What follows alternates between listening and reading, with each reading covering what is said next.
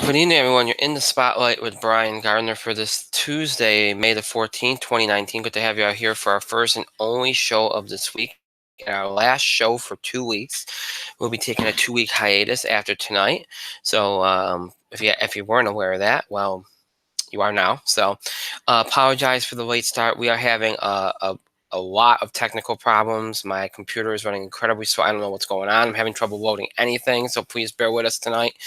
And if the sound or the visual or anything is messed up, please bear with us. Again, we are having some issues. I don't know what they are, but we're working on them. So, and please ignore the blinds in the background. They're kind of messed up right now. I just didn't have time to fix them before the show, but yeah, just ignore that. So, all right. So we have a lot to get to, and we're already starting off late. So let's try to make up some time here. Let's start off by, as always, reminding you all the ways which you can interact, contribute to our show. Have your voice heard by emailing us at itspotlight411@gmail.com. You can also follow us and tweet us at itspotlight411.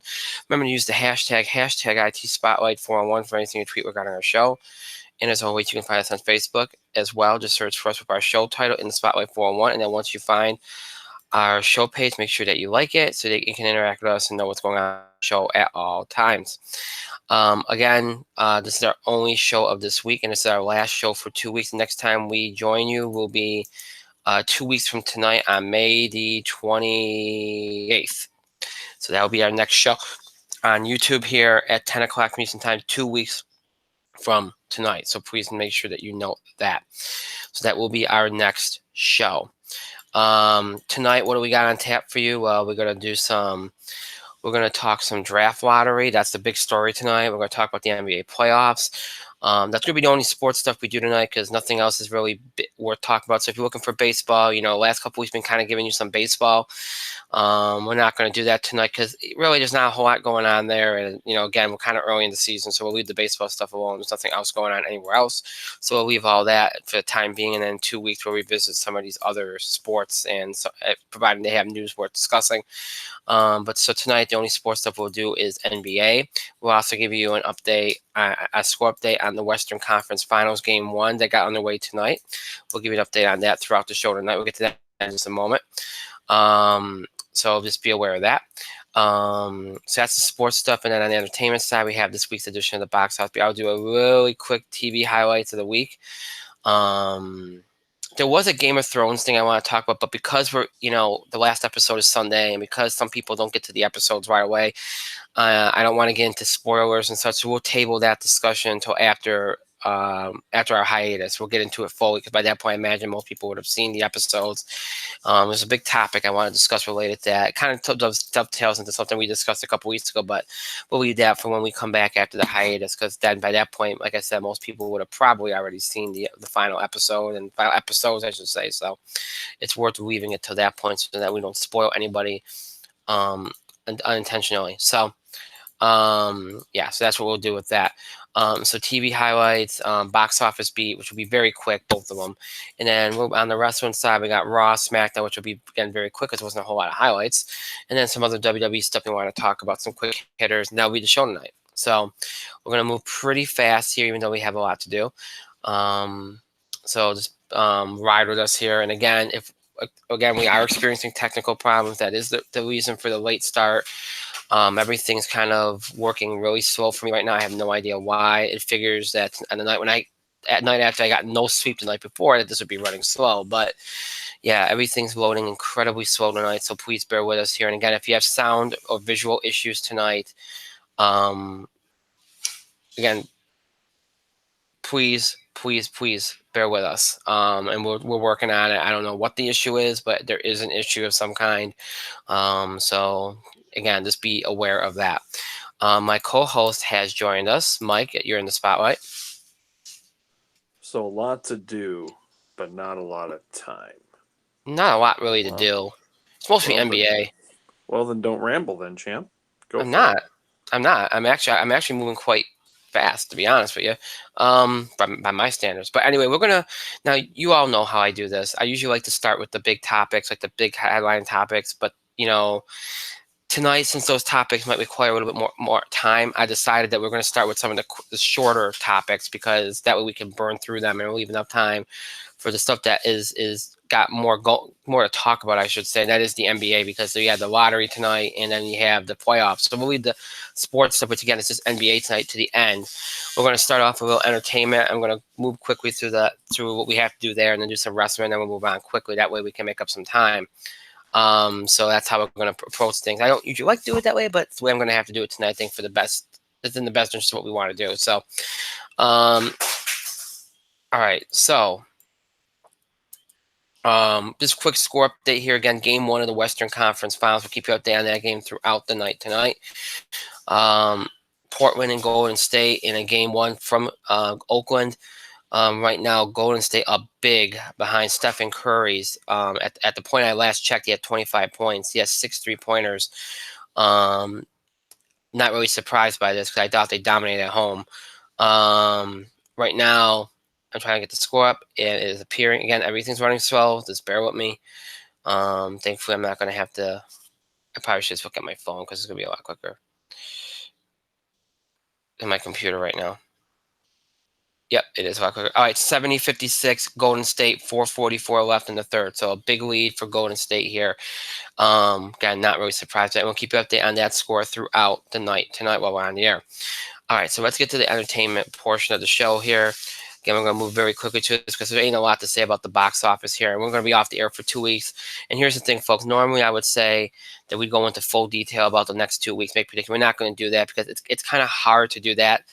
So what I'm going to do is I'm going to look back at last week, make predictions for this week, and then give you a general overview of everything else, because this is too hard to predict, especially Memorial Day weekend, because you all know how that's been the last couple of years. It's been kind of a crapshoot, been kind of a down weekend. So, and I don't anticipate that this year. I think this year will break the mold, because there's some big offerings, but we'll see. Anyway, all right. So this weekend you had finally a true threat to Avengers Endgame in Detective Pikachu, which delivered a record opening for a video game adaptation. Unfortunately, was not enough to beat Avengers Endgame, which again was number 1 this weekend. With again, my listing is not pulling up as quickly as I would like it to. There it is. Okay. Number 1 with 63.2 million, which is a little less than people thought it would pull in, but still only a 57% drop off in week 3.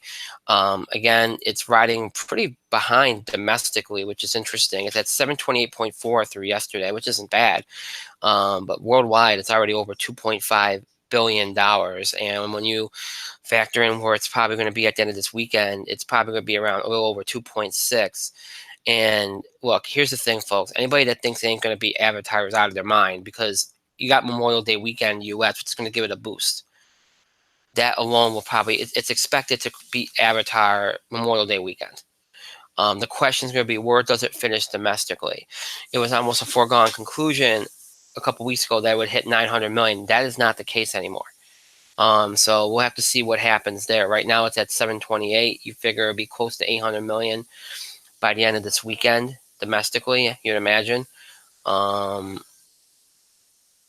it'll probably cross that next week, and then you'll see what Memorial Day does. If Memorial Day gives it a big boost, it might be enough, but honestly, it's petering out very quickly in the U.S., and that's just a result of the fact that there's just too many things going on, too many movies, and it's a 3-hour movie.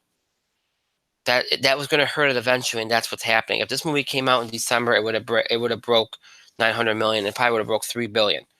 It's just the fact that it's coming out in the summer, but it's still going to have the top all-time record. So no really big failures here. It's just that it's not doing as well U.S. Domestically as you would have expected it to do.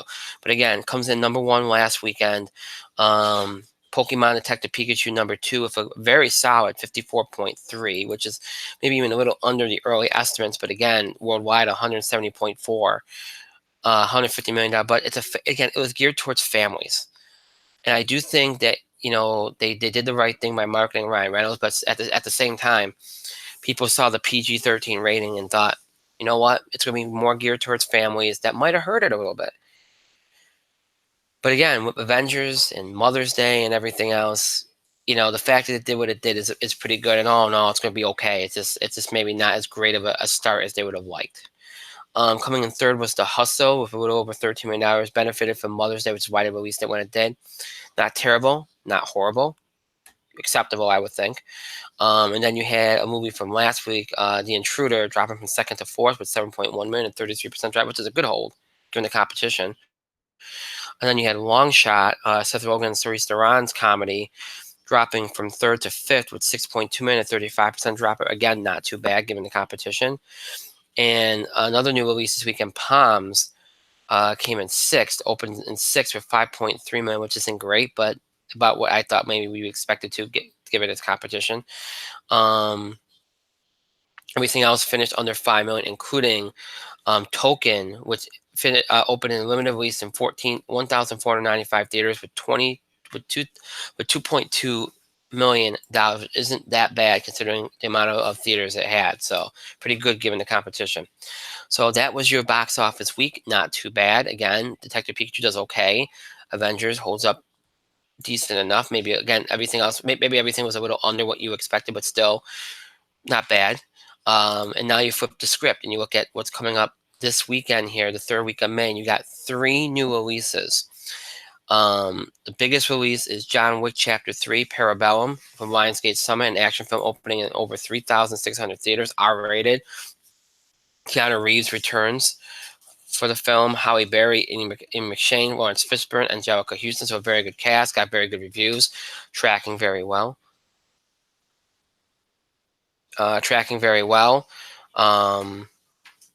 And again, though, the thing that you wonder about is R-rated.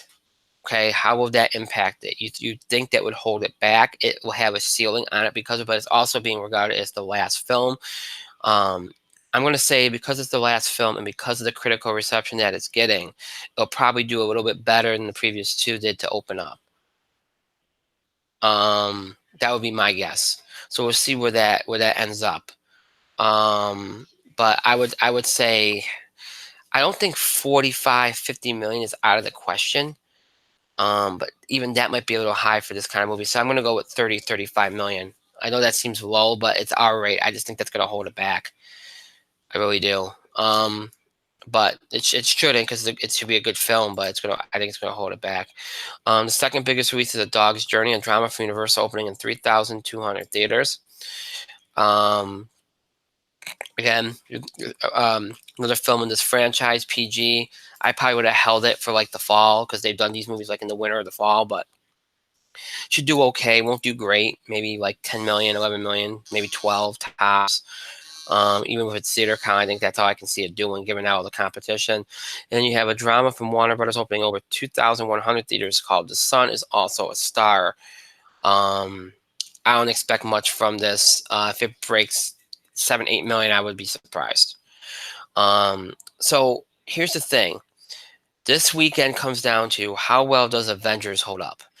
If it holds up like it's been doing, about what, 50-60%, figure about 64 million, maybe 60 million. I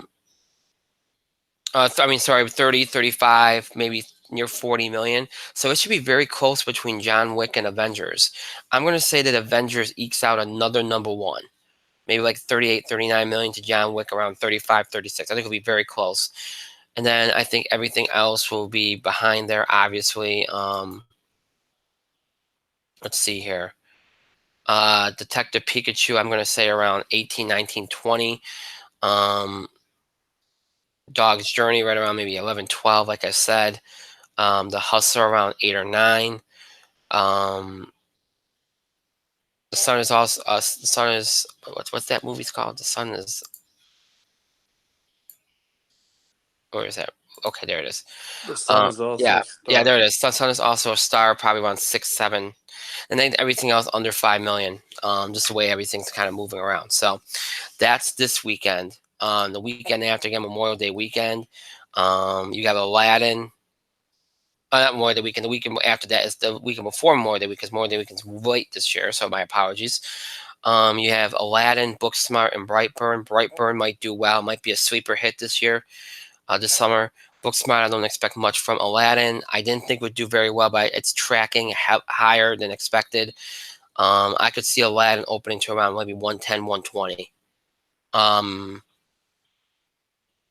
so yeah, that oh, it is Memorial Day weekend. I'm sorry, what am I thinking? It is Memorial Day weekend. So yeah, for the 3 days, I could see like a 110, 120 for Aladdin. For 4 days, maybe closing it at 130. Um, for more with Memorial Day included in, I think Brightburn could get as high as 2025, which would be a lot more than people expect for that film. And then more if you include Memorial Day. Avengers, I think, will get a boost for Memorial Day weekend. Um, so yeah. So I think so we'll see how much bigger a boost it gets. But probably enough to maybe keep it in the top three, I'd imagine. Or top 4 or 5, because it could drop if Brightburn does better than expected, which I think it could. Even I mean, I think it's gonna be better than expected anyway, but I think it could even do better than I even think. Um, and you got the holdovers from the previous weeks, so that's a play in a row too. But I think Aladdin will probably be the one that more than likely unseats Avengers. That'd be my feeling. Again, I gave you an estimate on it, but again, it's hard to track how all of it's going to fall. More than a week away from that weekend. So, but we'll talk about that weekend when we get back after the 2 week hiatus. But right now, I would say Aladdin will obviously win that weekend, Memorial Day weekend. I think between Aladdin and all the holdovers, and maybe Brightburn surprising people, I think it's going to end up being a better Memorial Day weekend um, than we've seen the last few years. And then the weekend after, you have a big weekend, which is unusual. You don't usually see that, but you have Godzilla, you have Rocket Man, you have Moss. So it's like a lot of movies bypass Memorial Day weekend because of how bad it's been the last couple of years and decide to go after the next weekend. So we'll see how that pans out for them. But yeah, so we'll talk more about Memorial Day weekend and beyond when we get back. Obviously, we won't have a chance to make more specific predictions beforehand, but I gave you a general overview, so that's all you're going to have to deal with for right now. Mike, any more thoughts? No. Okay. Now, I said I'd do quick TV highlights, and that's what I'm going to do. Um, I can fanboy out right now because my show came back on Friday. Agents of Shield was very, very good. A little different, but good. So somebody got a budget increase because when you have less episodes, you get a budget increase. But it was very interesting and entertaining. Different feel, but you expect that, and that's a good thing. So I did. I'm gonna mention Game of Thrones only because visually it was stunning, and there were some um, some good parts. I'll leave it at that. I'd recommend only because of the fact that it's TV history and it's in the final at that point it was in the final 2 episodes of its run. But obviously there's some divisiveness there. We'll talk more about that after our hiatus because I don't want to get into too many specific spoilers. Um, what else did I watch this week? Um, oh, and well, we'll talk about that in a second. But let's see what else did I watch this week. Oh, well, I was talking to Mike about this off the air last night. I actually did get into some of the DC shows. I did watch the Arrow finale. I did watch the Flash finale. Oh, I mean, what Flash? Well, first of all, I like where Flash is. I think they've had a better year. Arrow's is a complete mess, and all interest I had in the last season is now gone. Look, it wasn't a bad episode. I thought it was actually one of the better ones in the last couple of years, but they just pretty much gave away everything next year, which I thought was just stupid. I just thought it was really, really stupid. But so I did get into those shows. I'm really curious to see where Legends of Tomorrow goes here. But other than that, I don't think I've checked out anything else. I've been watching a lot of NBA, wrestling, that kind of thing. So I don't have anything else to offer. I said I'd be quick because I only had a few things to throw out there. And really, it's just me fanboying out. But Mike, do you have any different TV highlights to throw out there? The only new show I've watched recently was Drunk History. It was very funny. I pretty much binged the most recent season. I have to watch that show. It's I haven't. fantastic. I've only watched like 2 episodes, but they've both been good. I just don't seek it out for some reason. But That's it. um, It's my only new show. It's been amazing. yeah, I should check that out. All right. So again, I said it would be brief. We just, again, hopefully after I get back and everything, I can get into more TV shows. With the NBA winding down, that maybe there'll be more time. Hopefully, there'll be more time. We'll do the Game of Thrones stuff upon my return. Also, when we get back, we'll talk about the TV upfronts. We usually do that this week, but there's just not enough time. So we'll go over everything. Some networks are doing some interesting things. Um, so some interesting things worth discussing. We'll talk about them after the hiatus. Um, and by the way, ABC don't even have an upfront anymore. They call it the Disney upfront. Disney pretty much combined all their things into one upfront, which I thought was funny. Um, but yeah, we'll talk all about that about after the hiatus. So in case you're wondering, I got one email about that maybe like 3 weeks ago, and I just ignored it. So I apologize for that. But we'll get into all the TV upfronts and outworks after the hiatus. All right, so that's the entertainment stuff. Really quickly, let's jump into wrestling because there ain't a lot to talk about there. Because as I'm sure Mike would agree with me on, there wasn't a whole lot of Raw and SmackDown highlights this week. Although they weren't bad episodes, it wasn't just a whole lot of highlights. Um, as far as Raw goes last night, I would say the Bray Wyatt stuff and the Braun Strowman Sami Zayn thing were the best parts. Although I liked Reigns, Samoa Joe. Other than that, I can't. I thought yesterday was very uneventful. The Bray Wyatt thing, I've been interested in it since day one. I love how everybody that panned it's all of a sudden interested in it now. And then there's a few people that think, oh, they changed it because of sponsors. Look, folks, I think he's got 100% creative control over this. As long as the state's been a certain limit, you can tell by it. It's been building up to this. I think it was very entertaining. I'm really, really interested in what they do with Bray Wyatt here. It looks like they might be teasing him and Samoa Joe, which I think is interesting. Um, but still, I really like what I saw from Bray Wyatt last night. The Strowman Sami Zayn thing. Look, I think Sami Zayn should have been in the match anyway. Braun doesn't need it. Apparently, that Braun's injured, but that's not the reason why they took him out of the match. There's a storyline at play here. We'll see. There's also some heat on Braun Strowman for the Battle Royal at WrestleMania. If you're following this Luke Harper stuff, you know that pertains to it too. Apparently, Luke Harper didn't like the fact that Braun was unsafe with him. And then, of course, it's said that Braun missed some spots in that match. So, some heat on Braun again. That's why he hasn't been getting much of a push. So we'll see how that all plays out. But he's also apparently hurting too, and that all probably played a role. But also it's said to be storyline related too. So, but Sami should have been in the match anyway. And then you had Sami Zayn and Kevin Owens tonight. That was probably the highlight, seeing them team up and be involved tonight. That stuff with Kofi, that was probably the only thing I really cared about tonight. On that, I thought SmackDown was pretty dry and bland. And again, these are tape shows, but still, sometimes they give you something good. And the crowd's usually good, so we should have that. But good for Raw. It was taped last night, and it actually went up in the ratings, which is unusual. Usually tape shows don't do well in ratings. But yeah, that's all I got for Raw and SmackDown. I don't think there was too many highlights. Mike, you have anything that you want to mention? Well, the Firefly Funhouse is great. AJ Styles versus Seth Rollins is kind of eh. I'm not sure why they went with the team name Kabuki Warriors for Asuka and Yeah, Kairi Sane. good point. That sounds like a Vince name, and it sounds just a little racist. But Poor I Paige. guess if you look at what Kabuki is, the definition on Wikipedia, it's not terrible. I was saying Paige has to sell that. Paige has to sell that. I don't know, but I'm gonna be honest with you, it's not great, not great. But I feel like, and it's weird though. You got 11 matches on for Money in the Bank, but you don't have the women's tag team title match on. That's kind of weird. It's kind of weird. Good point. I don't Good know point. what they're doing. I don't know what they're doing with that, but the Kevin Owens is continually a highlight. Sami Zayn's a highlight. That's about it. Yeah. By the way, people are asking if we're going to do a Money in the Bank preview. We're obviously not going to have time for that. All I will say is this: I don't really care.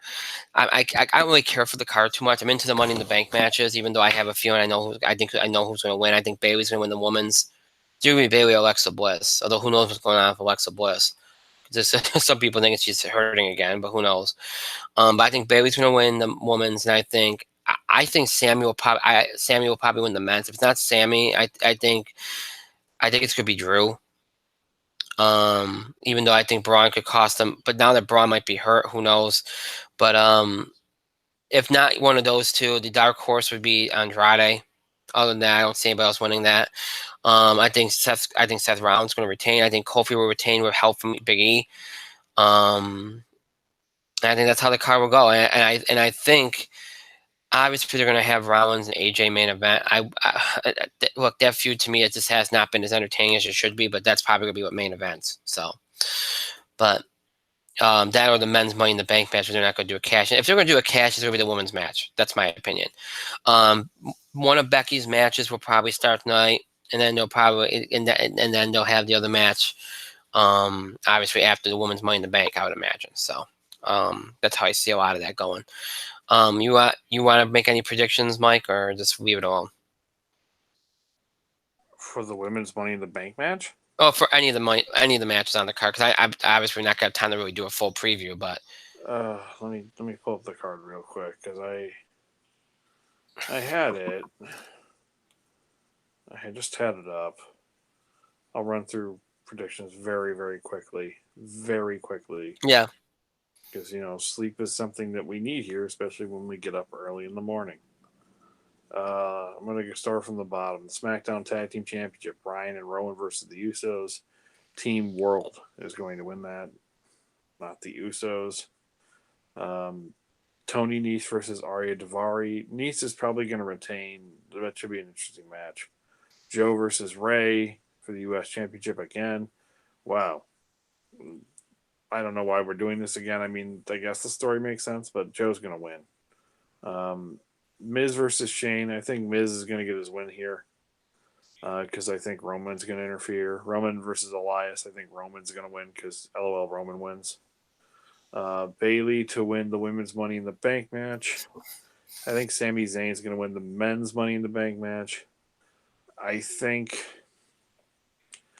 Becky versus Charlotte. Becky's going to win. Becky versus Lacey. Becky's going to win, but she's going to lose one of those titles. I think Bailey's cashing in. And if she doesn't cash in, I think she's going to lose the Raw Women's title. I don't know. That's weird. I think Kofi versus KO. I think Kofi retains via DQ. Big E's coming back. He's going to cause a DQ because I think Owens is going to win the title, but they're going to get that moment in a month or so because they want Kofi to go to Ghana as champion, and Seth is going to retain over AJ. Yeah. A couple other little things. Lars Sullivan got fined and got sent to sensitivity training for comments he made in the past. Look, this guy, I don't know what's going to happen here between the issues he had earlier in the year and now. I don't know. It's just something about him rings to me like where he's always going to be like one step forward, two steps back. That's just my feeling. But I mentioned the Braun Strowman stuff. There was an interview, and I don't want to read the full thing. You can see it. It's on a couple of websites. Apparently, it was like Wade Keller did it. Well, some of the usual stories, some new ones were confirmed on Wade Keller's Pro Wrestling post show when a close friend of three WWE was called into his show after Monday Night Raw. It was a very enlightening podcast, if you can find it. There's a long list of things. Again, we just don't have the time. But among the things, apparently Triple H is the most frustrated person in WWE. Triple H, Stephanie, and Shane have all tried to talk to him. A lot of the writers want out. It's breaking a lot of the writers' hearts because they hear fans bashing them and read fans bash them, and it's not their fault. Vince has no touch with the outside world. He has no idea what's going on. Just a whole bunch of things in here that are just really interesting. Again, Dana Brooke apparently is one of the hardest working people of the last 3 years. She goes to the performance center. She shows up early and helps set up the ring, and she gets in the ring so she can get better. Creative will pitch something for her, and she gets nothing up until recently with Money in the Bank. Yeah, just a lot of things. These are not Sami Zayn's promos. Vince McMahon talking through Sami Zayn. The Firefly Funhouse stuff is all Bray Wyatt. Bray's described as an absolute genius, and he helps other wrestlers with their promos. There's a lot here. Oh, this one, Mike, I think might be interesting. This will be the last one I mentioned. Andrade went into Vince's office and asked for a legit push. Vince looked at him and said, "Learn some English and get back to me." Andrade spoke some English last week, and he's been taking English lessons. All right, I don't know if I believe that one, but okay. Again, the person that mentioned this was it's a close friend of 3 current WWE writers. Again, it's a close friend of writers. And it's coming from the writers. And look, there's a lot of things. It's easy to go. Again, you can find these all over online. If you can find the original podcast, go find it. There's a lot here. I only mentioned like a quarter of it. Again, it's a friend of writers. Okay, so be careful here because a lot of it sounds like to me a lot of hearsay. And it's easy right now. It's like everybody's favorite thing to bash WWE and go all in on Vince. Okay, and I'm not saying, look, we all know who's at fault for a lot of the things that are happening. Okay, but it's easy to pick on it and start some things. I don't know if I believe all of this. Some of it makes sense, but a lot of it sounds like it could just be tossing some untruth things in with some truth things that's trying to make some things kind of take on a life of their own. Personally, but just thought it was worth mentioning that this is out there, so you can check it out if you're interested. All right, so that's all the stuff I think that is out there as far as WWE goes right now, as far as wrestling and that goes. So we'll leave the wrestling stuff alone for now and go get to the last part of the evening because we want to move quickly as we can. We'll talk about Money in the Bank and everything when we come back after the hiatus. NBA. First off, let's do the playoffs here, and I'm going to be very quick about this because there isn't much to talk about here. Obviously, we had 2 game sevens. We could have gotten 3, but Houston didn't hold up the end of the bargain. I fail to understand why so many people got off of Golden State after they lost Kevin Durant to injury. This is the same Golden State team who won 73 games and won a championship without Kevin Durant. I'm sorry, they're still capable of winning a championship without Kevin Durant. This is not the same Western Conference it was even back then, without when they didn't have Kevin Durant. Back when the Spurs were still the Spurs, and you had, Oklahoma City being Oklahoma City with Kevin Durant and Russell Westbrook. I mean, this is not the same conference. So it's even easier for Golden State, in my opinion, to get to the finals now than it was back then. So to act like they can't beat James Harden and Chris Paul, both of whom don't seem to show up when you need them the most, is ludicrous to me. And here's the thing: to me, Houston lost the series when they didn't win that game 5 when Kevin Durant got hurt. Because they win that game 5, then you're telling you're getting Golden State to doubt themselves whether they can still do without Kevin Durant. Because we know the bench is not as weak; they're not as deep as they were, back then. The bench is weaker. So you might have gotten them, even with that harder champion they have, knowing that they can do it. It might have cast a little bit of doubt and gave Houston some momentum. The fact that you lost that game, that was it for me. Now, was I shocked that they lost Game 6 at home? Yeah, I was. But given how Houston usually loses these series, usually loses to Golden State, which is usually at home, shouldn't be surprised.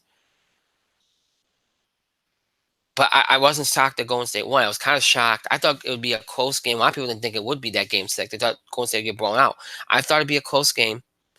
I think I said on the show last week I could see it being a blowout, but then I kind of changed my mind next day and thought, yeah, why am I doing that? It'll be a close game. Houston will win. But I thought Golden State would still win the series, and that's what happened. But they won it in 6. So here's the thing, though. Look, what does this mean for Houston? I just don't see. I don't see in their current construction them being able to win a championship. I don't even see them being able to make the finals. D'Antoni's a good offensive coach, but he's not a good defensive coach. You have to be able to play some defense. You have to be able to stop people when it counts. And here's the other thing: you can't win ISO basketball. You just can't. Look how Golden State wins because they pass the ball around. Milwaukee passes the ball around. You have to be able to spread things out. Houston don't do it. It's all hero ball. And I'm sorry, but Chris Paul and James Harden are just not efficient enough when it comes down to it, especially when it matters most. So, Clint Capella is a nice player, but he's not a good third option. They need to get somebody else in there to pair with Harden. Make Chris Paul a facilitator and that third option and go from there. I know it's going to sound hard to do that with their contracts and their money. Maybe you can get somebody to volunteer to take less money to come there and help win a championship. That'd be my thing. Somebody that fits right in. I don't know if they can find somebody to do that, but that would be my suggestion to them. Otherwise, I don't think they're going to make it. And can they win it with D'Antoni? I mean, if he can go get an assistant coach that can coach defense, then yeah, he can probably do that. But if that doesn't happen, I don't know if they can. D'Antoni hasn't had much success so far, so. But now you get Golden State and Portland. Portland wins a tough game 7 against Denver, comes back from 17 down. Really, Portland was the better team. Denver to me has been one of the weirdest 2 seeds I've ever remembered because I didn't think Denver, other than having a hot start at the beginning of the year, Denver didn't deserve that 2 seed. And they showed it. They're a good team. They're a good young team. They're going to be around for a while, but I just don't see them as a number 2 type team in the West. Portland I thought was better, and they showed it. Now you got Portland Golden State. I feel bad for Portland because I think, look, this series will probably end up going 6 because I think Portland will win both their home games, but I don't think they're going to win a single game in Golden State. I just don't.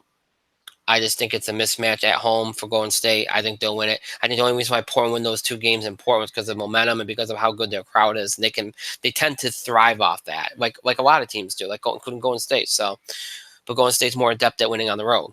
But I think Golden State's going to win the series in 6, easy. On the flip side of the East, Milwaukee took care of business against the Celtics. Obviously, everything blowing up for them. You got Terry Rozier going out there saying all these things. You have, some guys keeping their mouth shut. Kyrie Irving pretty much has one foot out the door. Gordon Hayward, who knows what's going to happen there. It's a mess in Boston. Just when you thought they turned the page, they didn't. It all came to a head. And again, Kyrie Irving trying to play hero ball, which is not his game. Milwaukee moves on. Milwaukee, the better team. Look, I said that they're the 4th best, and on paper, if you look at it, they should be. But on the court, they were not.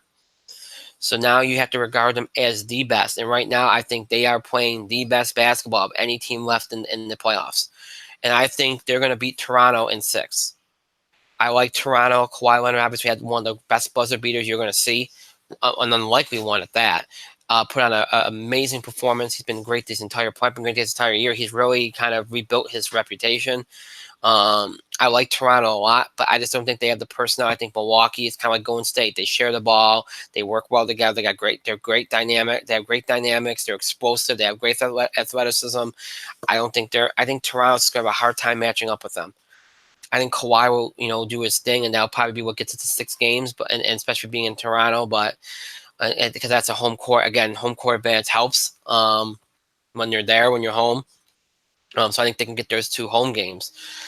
But other than that, I don't think they'll win a game in Milwaukee. I think Milwaukee wins this series. I think you get Milwaukee going State. I think that'll be a hell of a final. And I'm not gonna make a prediction right now, but I would see it going 7 games, and I could see either one of those teams winning it, even with Golden State having Durant. So I think that'll be a lot of fun. So that's where we stand in the NBA playoffs game right now. Golden State and Portland in a game 1 of the Western Conference Finals. Right now, Golden State leads by 12 with 7 minutes left, 93-81. So looking like they're headed for a game 1 win. Before we do the lottery stuff, Mike, any thoughts on the playoffs? Well, we had 2 last-minute shots kind of finish off 2 teams in Game 7. Portland has a really quick turnaround, so they're coming at a disadvantage anyway here. Right. So it's not a surprise that Golden State, who did win championships without Kevin Durant, they are up here. Well, Golden State doesn't need Kevin Durant to win titles, but it makes it really fucking easy when you have Kevin Durant on the floor, now doesn't it? And this might be the last year, so. Portland can give Golden State a series, but they got to get into this one first. As for the Celtics, well, there's no surprise there, is there? So, all right. That's not a surprise at all. That all? Yeah. Okay. I didn't know because it kind of ended abruptly. That was kind of weird. Okay. So, again, right now, the Western Conference Finals on the way tonight. Eastern Conference starts tomorrow, and then West on Thursday, and then vice versa all the way through. So by the time we get back on the air, we'll probably know what the final will be, or be close to that. So we'll talk about the series as a whole and go into the finals and all that after the hiatus. It's one of the downfalls. We won't be able to talk about these games as they happen, but hey, can't help it. All right, so let's do the lottery because that was the big story tonight. That's what we're going to end on tonight. All the discussion going in was obviously who gets Zion Williamson, right? And obviously there was this big push. And look, here's the thing: all the talk was about the Knicks, but I think there was a push by. I think a lot of people just wanted him to go to the Knicks because of the fact that it fits, right? You got this great personality, this lightning rod of a player that anywhere he goes, people want to know what he's doing. He's a highlight reel waiting to happen. It's like it's a show in and of itself, right? Um, so it fits that he would go to New York, and then all this whole narrative that's been set up by Stephen A. Smith and all these other pronosticators that it's a 95% chance that Kyrie Irving and Kevin Durant are going to the Knicks.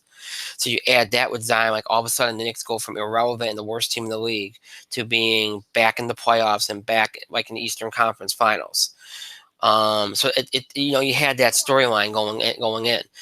But obviously, the chances, and again, this is to prevent people from tanking, right? Even though you're the worst team, like the Knicks were, you got what, like a 14% chance or whatever it is to get the number one pick. I mean, that's just the way it works. Now, look, I'm not going to get into the whole idea of what I think they should do. I don't like the system either. I don't like people tanking either. But here's the thing: there are plenty of teams out there that don't tank. Not everybody does the Sixer thing. There are teams out there that just are bad, okay, and just can't get it together. All right, those are the teams that get penalized by the system. Because here's the thing: if you watch the Phoenix Suns last year, they weren't tanking. If you watch the Bulls last year, I didn't think the Bulls were tanking last year until maybe the last month of the season. So this whole narrative that just because you lost that many games means you were tanking, that doesn't mean that's not true. The Knicks were tanking. But here's the thing: if you take 1 year to tank, is that so bad? It's not like the big thing with Philly when they did it was they tanked for years. I don't think if you tank for 1 year just to try to get a number one pick that should mean anything. That you should be like, well, we can't have that. I don't like that. So for some people, that's for some teams, that's the only way they can try to get back on track. And you're penalizing them. And let me tell you something, okay? When you look at the lottery tonight, okay, and there's a lot of people that conspiracy theorists out there that think the lottery's been fixed since day one, even back before this new setup. Okay, the team that won the lottery, New Orleans Pelicans, tonight, get the number one pick. This is a team that was like in the playoff hunt for a good part of the season. It was in the playoffs last year. And they still have Anthony Davis. Now, again, that's probably going to be taken care of in the offseason, but they're not that far removed from relevancy. In fact, they still are relevant. And they get the number one pick over a host of teams that are just trying to get back on the map. That's not fair. And I'm not just saying that because I want the Knicks. That's not even anything to do with the Knicks. Phoenix, Chicago, even Memphis. Now, Memphis is okay. They're at number 2. They're going to get John Morant. But still, I don't think that's fair. I know that you're fighting against Tampa. I do not think that's right. When a team that's still pretty relevant and really, if all things broke right for them last year, maybe could have still made the playoffs, gets the number one pick. That's not right. Unless they trade for it, that's not right. I'm sorry. The Lakers are the 4th pick. The Lakers, if LeBron James doesn't get hurt last year, the season probably doesn't careen out of control. And they make the playoffs. And they're the number 4? How's that work? How do they get the 4th pick over Cleveland and Chicago? And that doesn't make sense. It should be your record and your record alone. And if you want to put a safeguard in there, like, you know what? You can't be in the top 5 more than 2 years in a row. Then do that.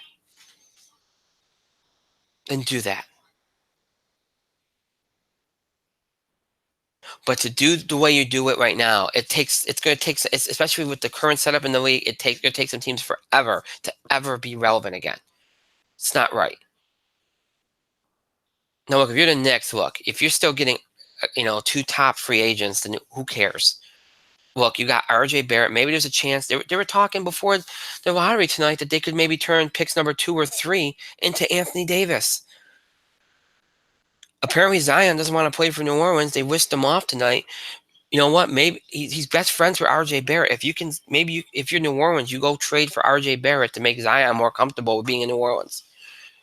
And if you're the Knicks, you're all over that because then you get Anthony Davis. And all of a sudden, you got Anthony Davis potentially with Durant and Kyrie Irving. You're fine. What's the big deal? Other fact, Anthony Davis sometimes injury prone, but hey, that's the league. I mean, this was I was watching the lottery. I haven't ever watched the lottery, but I watched it this year because of all this stuff going on. And I sat there. I couldn't believe that New Orleans got the number 1 pick. I couldn't believe it. I thought anybody but the Knicks got to be Cleveland. Because Cleveland has a tendency to always get that number 1 pick. But coincidentally, and it's ironic, Dan Gilbert is the GM of New Orleans. And you remember, Dan Gilbert always got the number 1 pick with Cleveland. I just think that's hysterical. And a lot of people, of course, conspiracy theorists, like, oh, the Lakers are at 4th. Oh, they must feel bad for them. Look what's going on. The Lakers are a mess with the whole bus situation. Frank Vogel, who's probably, you could already see him being Stan Van Gundy halfway through the year because Jason Kidd is pretty much the coach in waiting. That whole thing. And I'm not even going to get into the Frank Vogel thing because that thing's a disaster. I like Frank Vogel. I like Jason Kidd, but that's a disaster. He basically signed on for what Tyronn Lue was going to get.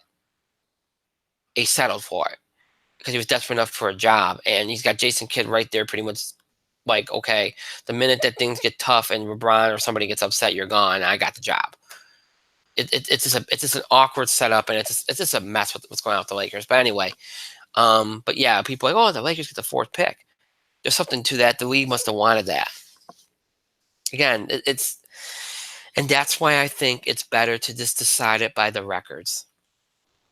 And the only way it changes is by trade, because that way you can't change anything. There's no, people can't say anything's manipulated. It's like, okay, well, that's your record. If you tanked, you tanked. I just think that's the way it should be. But again, what do I know? Anyway, it's the setup is the setup, and now you got New Orleans at 1, Memphis at 2, New York at 3, LA at 4. My fault. I forgot who was at 5. I apologize. Let's see here. That's ESPN.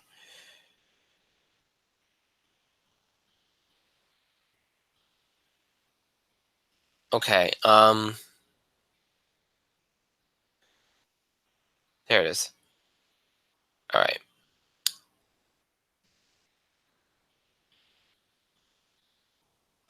Well, I can't find it. Oh, here you go.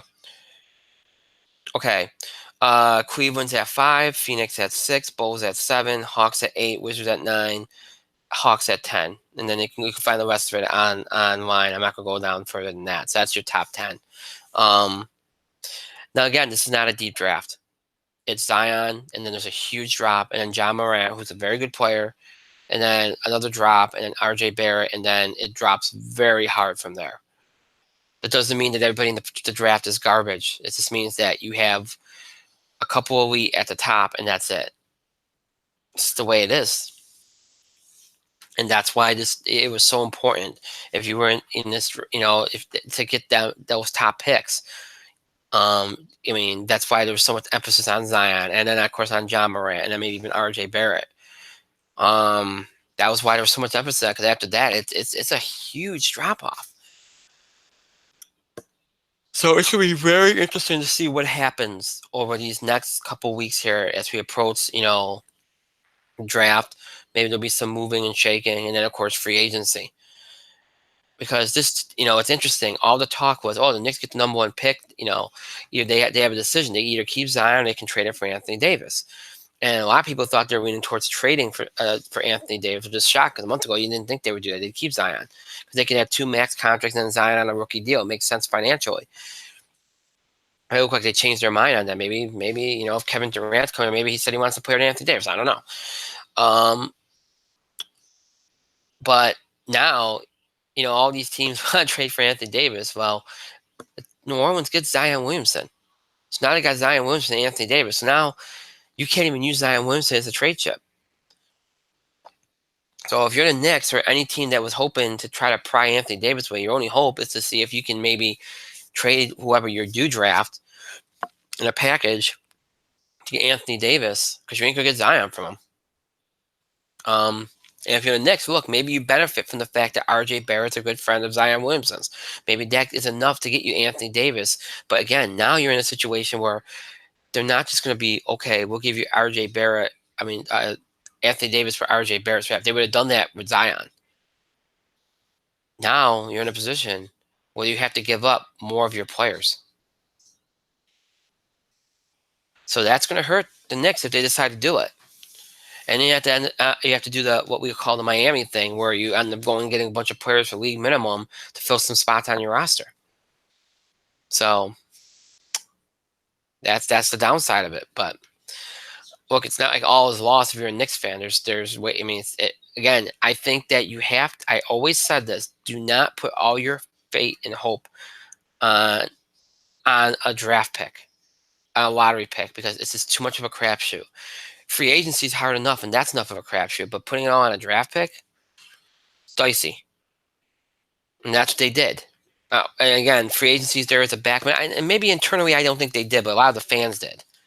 I think internally they knew free agency was making or breaking for them because that's going to make them relevant right now.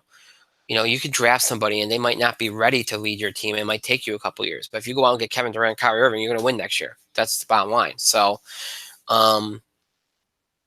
if you're one of those fans that wants to win right away, then free agency was your thing, not the draft. If you're somebody that wanted to win now and build for the future, then the draft was involved, and now you're sad. So that's the way it goes. So a shocking night at the lottery, and we'll see what happens. I think it's going to make for an interesting month here as we approach the draft because again, the Pelicans of all teams getting him with Anthony Davis there and how so much of that was tied together. Zion and Anthony Davis, that changes the entire complexion of everything that was going to happen or was being set up to happen. So we'll see how this saga goes because it makes it a lot more interesting now than it was 24 hours ago, I think. Mike, you have any thoughts on the lottery tonight? Oh, I have some thoughts, yes. I think it's absolutely hilarious that the Knicks kind of pin their hopes and pretty, you know what? And there was a big story that came out before the lottery that the Knicks would consider pivoting the number one pick into Yeah. trading for Anthony Davis. They Mm-hmm. would consider it. And then the New Orleans Pelicans pretty much got the number one pick, and it's like, well, you can consider it all you want. You didn't fucking get it. The team that you were going to trade it to got it on their own. They don't fucking need you. That was funny. Yeah. And Zion was whisked out. He was whisked out of the draft because he was hoping to go to LA or New York. Well, tough titties, Turkleton. I'm sure Giannis was whisked out of the draft when he found out he was going to go to the Milwaukee Bucks. And look, the Bucks are the number one seed in the fucking playoffs. Mm-hmm. Oh, but I'm sure Steph Curry was whisked out when the Warriors got the pick. Yeah, well, Steph Curry is now the centerpiece for the best team in the NBA. So you know what? This dramatic bullshit needs to kind of end. Anthony Davis, he still wants to be traded. Well, you're fucking locked into a contract, big boy. You ain't going nowhere until they decide to trade your ass. So you know what? If I'm Zion, I shut my mouth and I do my time in New Orleans, and hopefully they build around the fucking twin towers they have there. Yeah, right. I don't see how. Look, you've got Anthony Davis and you've got Zion Williamson. Yes, Zion's a rookie; he's untested. But based on what I see, he's a once in a lifetime talent. So if he does, so even if he isn't a bust, if you can get something good out of him, well, guess what? You have the starts of the best front court in the NBA, and I don't know how these guys don't see it. I don't know how these guys don't see it. And honestly, if I'm New Orleans now that I've got the one pick, if Zion doesn't want to be there, well, why don't I check to see if John Morant is willing to come to New Orleans? Why not? Work him out. Work out Barrett. See what happens. Yeah. If Zion doesn't want to go there, well, if John Morant's more willing to play, well, so what? Who's got the two pick? Memphis. Not the Knicks. Well, that's all right. Your option is Memphis. Zion's not going to fall past 2. Don't know what to tell you otherwise. Right. So you know what? I just think it's hilarious that the entire story building up to this is that the Knicks are going to get the number 1 draft pick, and then that story broke today how they're willing to trade that pick, and then the Pelicans get the 1 pick anyway, and they were a single percentage team. That's usually how it happens. Yeah, they weren't supposed to get the pick. They're a single percentage team, and they got the pick. And they are in the position to have the best front court in the NBA. But no, again, it comes down to whether, Anthony Davis has already been corrupted enough by enough players out there to go elsewhere. Yeah, which I think he has. I'm sure he has, but unfortunately, Anthony Davis is contract for another few years. I still think RJ Barrett's the key to this whole thing because him and Zion are close friends, and if Zion's already going to pull an Eli Manning, where he's like, "Well, I don't want to be here." First of all, you can't really do that in the NBA anyway. Nope. It's not going to change anything. And here's the thing: I saw somebody mention this on Twitter. Well, if you're in New Orleans, okay, and you have a month before the draft, so why do you draft somebody that doesn't want to be there? Because usually that's what happens in the month before the draft. Once the lottery is established, is these teams, meet. Like I guess the Knicks are already going to meet with RJ Barrett in Chicago on Wednesday. You meet with these guys or you start communicating with these guys, and you get a sense of, okay, do you really are you really invested in coming to play for us? And how's this going to work? And if you get the sense it's not, then you look at another direction. Now, I know it's unfathomable to imagine this draft not having Zion Williamson as the number 1 pick. But in my mind, okay, if you can't figure out a way to make Zion comfortable with being in New Orleans, and like I said, RJ Barrett might be the key to that. He's good friends. They were roommates at Duke. If bringing RJ Barrett to New Orleans is enough to say to Zion, look, you can play with your good friend RJ down here. You can start something together. Anthony doesn't want to be here anyway. So it solves 2 problems. You get Zion to become more comfortable, and you get rid of a disgruntled Anthony Davis, right? And then you also get, because let's be honest, you could have done Zion for Anthony Davis straight up, right? You could have done that. Well, Now, you if because it was said even before again today. It wasn't supposed to number 1 pick. Even if the Knicks got the 2 or 3, they could spin off the 2 or 3, and anybody else that was trying to trade, but probably the Knicks are the closest up there. They could trade the 2 or 3 to New Orleans for Anthony Davis, but they would have to include additional pieces. That's the key. Now you just can't do straight up.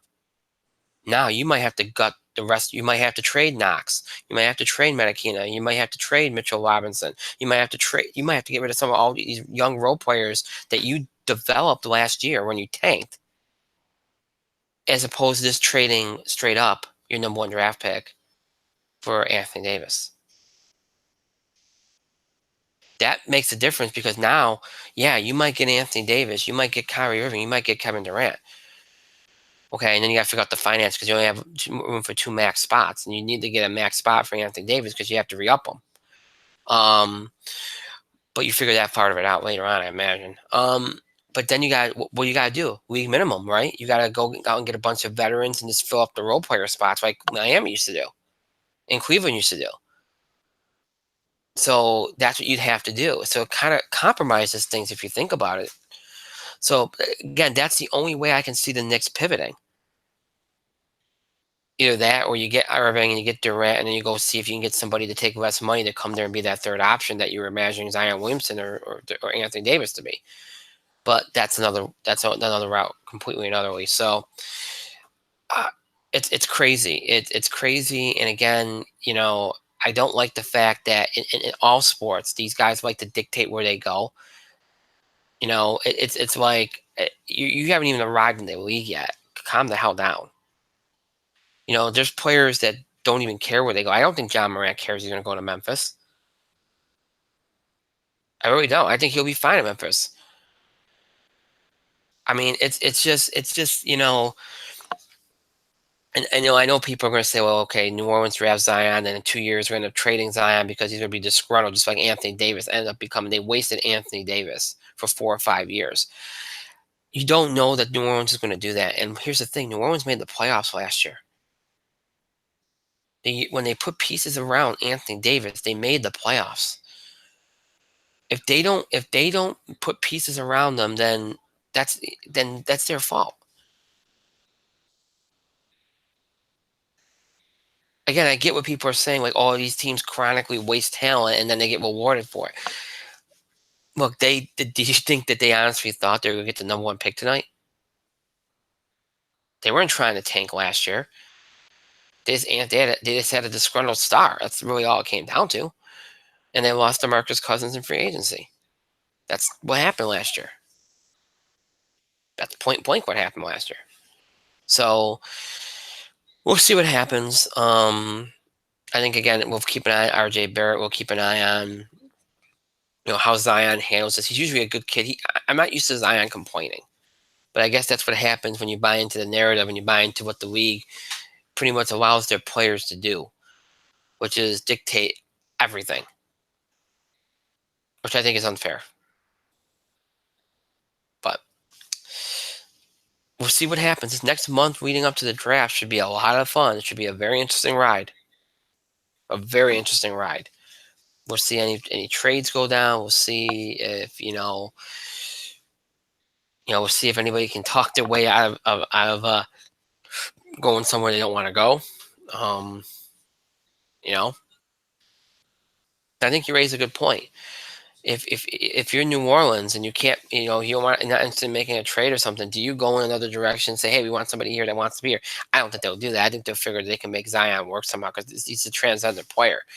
You want that transcendent player on your team. And he's marketable and he's going to sell a lot of merch and that kind of thing. But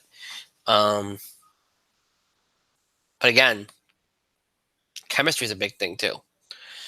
And if you get a superstar like Zion, you draft him and you go 2 or 3 years and the guy's miserable and you have to trade him off anyway, then where are you going? So we'll see. But definitely an interesting set of developments tonight. Definitely an interesting set of developments. I would have never guessed. I did not think the Knicks were going to be number 1, but I didn't think New Orleans was going to be. That was just my feeling. I was expecting it to be like somebody like Chicago or Cleveland or Phoenix. That's what I was expecting. But if you look back at history, a lot of times that happens. Team comes out of nowhere and does it, and that's exactly what happens. So,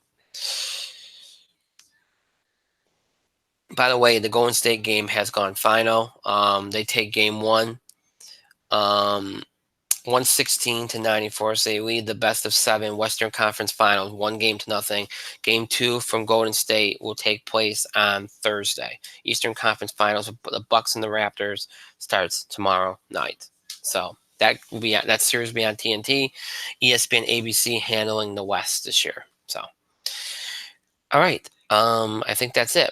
Mike, you got anything to add? Nope. Okay. All right. So with that being said, we are done. It wasn't the best analysis, but again, we don't want to go too long. I think we hit all the big beats. So, all right. So that's it for tonight. As always, the show might be yours. That means to stop interacting between to our show. Continue to have your voice first and answer questions about the show. Scheduling to show topic ideas or breaking news items related to sports, entertainment, wrestling has to cover, reactions, comments, opinions on the show and what we said on the show. Any of these things you can do by email, Facebook, and Twitter. You can email us at itspotlight411@gmail.com. You can also follow us and tweet us at itspotlight411. Remember to use the hashtag itspotlight411 for anything you tweet regarding our show. Again, follow us on social media to get the latest information about our show and so you can interact with us and know um, everything that's going on with the show and be able to engage fully with the show and all that fun, important stuff. So to do that, make sure you follow us on Facebook and Twitter. Again, on Twitter at IT Spotlight 411 and on Facebook to search in the Spotlight 411 and make sure that you like our fan page. 2 ways to keep up with the show and look back at classic episodes. You can stream us anytime on YouTube to search in the Spotlight 411 on YouTube. When you do, you'll be taken to our show page on YouTube where you can access every episode we ever produced for YouTube. That's every episode from mid-October 2015 all up to tonight's current episode. Those episodes are available for you to stream anytime you want. Just go over to YouTube and search in the Spotlight 411. If streaming is not your thing, maybe prefer to listen to us or listen to us on the go or instant older episodes of our show. If any of that applies to you, check us out on our main host sites, Podbean and iTunes. Search in the Spotlight 411. And when you do, you'll be taken to our show page. We will find every episode we've ever done in the over 8 years we've been doing the show. So every episode from our original Blog Talk Radio run, every episode from our talk show run, and every episode from our current YouTube run.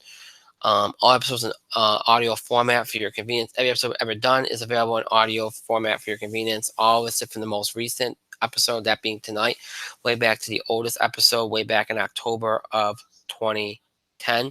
So this episode is available for you anytime to listen to. Whether you missed an episode, want to check on an episode again, missed a part of an episode, maybe a long time fan and want to check an episode from way back when again, or a new fan want to check an old episode for the first time, or keep up with current episodes. All this and more you can do on our main host sites, Podbean and iTunes, to search in the Spotlight for one. Because we're going to Google Plus, YouTube, Podbean, iTunes, Google Plus, YouTube, Podbean, iTunes, your ways to keep up the show and look back at classic episodes. To search for In the Spotlight 411. You're going to search for In the Spotlight 411. I want to thank Mike for being here tonight. Thank you, Mike.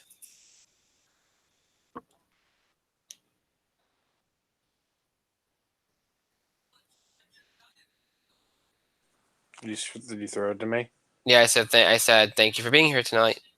Well, I'm going to go to sleep now, so Cool beans. Thank myself for another great show. Parents about back and thank all of you for your continued support and contributions to the show. Thank you so much for watching. To those that will be watching or listening to this later in archive, thank you to you as well. Thank you for your patience with the technical problems tonight. Thankfully, it looks like things got better as we went, so that's good.